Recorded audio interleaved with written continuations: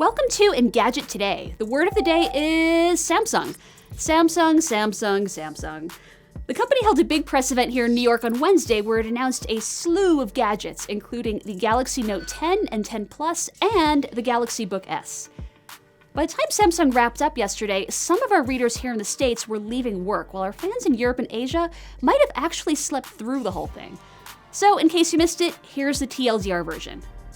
First up, the phones. That's right, I'm using the plural here. The Note, always known for having a giant screen, is now available in two sizes: the 6.8-inch Note 10 Plus and the 6.3-inch Note 10.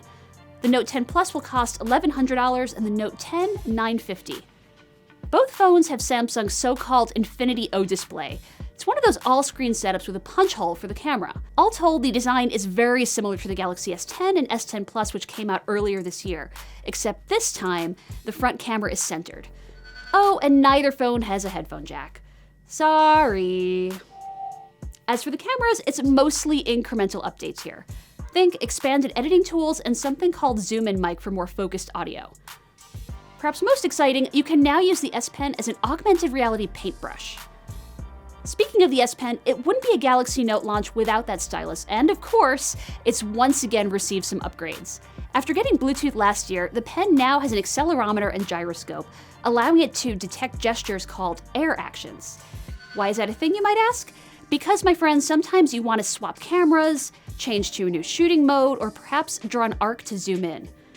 If that sounds kind of useless, Samsung is also opening up its SDK, which will allow air actions to work in PowerPoint, along with various other third-party apps. Next up, there's a Galaxy Book S I mentioned.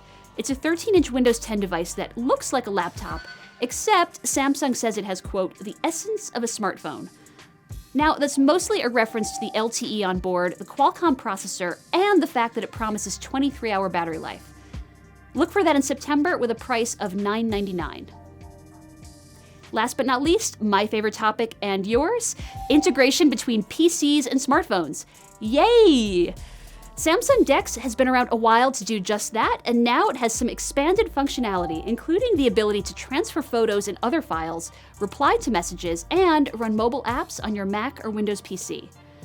That's all she wrote, with the S Pen, of course. Thanks for watching Gadget Today, and don't forget to like and subscribe.